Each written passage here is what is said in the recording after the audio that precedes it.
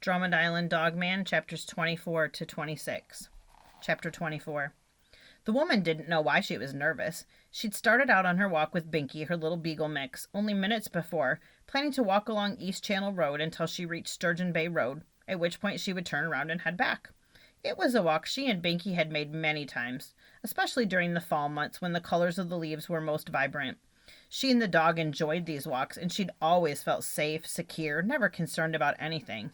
And she certainly wasn't worried about any of the various animals she might encounter: raccoons, foxes, coyotes, deer, and on rare occasions a black bear. Last year she'd been fortunate enough to see a mother black bear and two cubs crossing the highway only a few hundred feet in front of her. She'd stopped walking and tightly clutched Binky's leash. Binky, for his part, barked once at the distant animals. The three bears paused and turned, glanced casually at the woman and the dog, and then continued ambling across the highway. After a moment, the woman continued her walk, and Binky went back to far more important things, like sniffing rocks and snapping at butterflies. But now, as she walked along the familiar stretch of highway, she was very nervous. She turned and looked behind her, only to see empty road. Ahead of her was the same, and lining both sides of the road was nothing but thick trees displaying a crayon box of colored leaves. "You're just being silly," she told herself, and she smiled and shook her head. "Nothing to worry about here." Binky stopped. His tail stiffened, and he lifted his left front paw and held it. His ears raised, and then he looked into the woods. The woman stopped. She and the dog stared into the forest. Again, she felt overwhelmed by the sensation that something was wrong. Was she being watched? She didn't see anyone or anything. The sun dipped behind a cloud. The little dog growled softly and remained motionless, rigid, and tense. The woman tightened her grip on the leash. "What was that?" she thought. "Did something move over there in the woods?" "Come on, Binky," she said softly. "Let's go back." She turned around to head back, but stopped. This time she did hear something in the forest. She was sure of it. Farther up the road, she saw the shape of a car in the distance. Binky, still staring off into the woods, growled louder, and he started to whimper. And the woman was afraid. She started walking again, moving quickly. She'd never had this feeling before. Even though she tried to tell herself she was just being silly, that there was nothing wrong, she couldn't shake the feeling. So she continued walking, faster, faster. Chapter 25.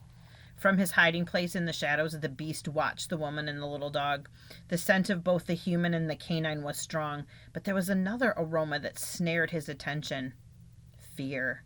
To the creature, it was a fragrance, a sweet, delicious smell that was enticing and alluring. He could sense and smell fear in the wind carried to his nose on the autumn breeze. But he waited. He was cautious. The sun was high in the sky, and although the human and the dog were alone, he knew he'd be taking a risk by leaving the safety of the shadowy forest in clear view. True, there was nowhere for the woman to run, and he knew he could quickly and easily overtake her. And the dog? The dog was too small to create anything more than an annoyance. The beast's nostrils flared, his heart rate climbed, his hair stiffened, his muscles tensed. He was readying for the attack. His eyes darted from side to side, up and down both sides of the highway. However, from his hiding place, much of his vision was obscured by branches and foliage. If he was going to make his move, he was going to have to do it now. Lunge. Attack. Return to the shadows, to the safety of the forest. He was ready. The time had arrived. Dogman slowly rose on his haunches, standing firmly on his hind legs. He was over 7 feet tall.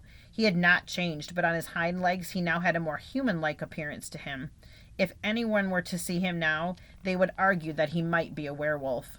But no, not a werewolf. He was much worse than that. Much, much worse. He sniffed the air one last time. Chapter 26. The woman was nearly running now. Her steps were quick and her pace was frantic. Her face was knotted with tension. Beside her, at her feet, Binky trotted along. All the while, the dog kept glancing into the woods and growling, tugging at his leash. Up ahead on the highway, the car drew nearer. The approaching vehicle gave the woman a bit of relief from the onslaught of fear that had suddenly stricken and nearly overtaken her. She heard a branch snap in the forest. Binky growled and barked. The car approached. The woman burst into a panic run toward the vehicle. Gravel crunched beneath her feet. Binky's full attention was now focused on the noise in the forest, and he had turned and was pulling at his leash, growling and barking. The car approached and slowed. With great relief, the woman recognized the man behind the wheel. She waved. The car rolled to a stop on the shoulder.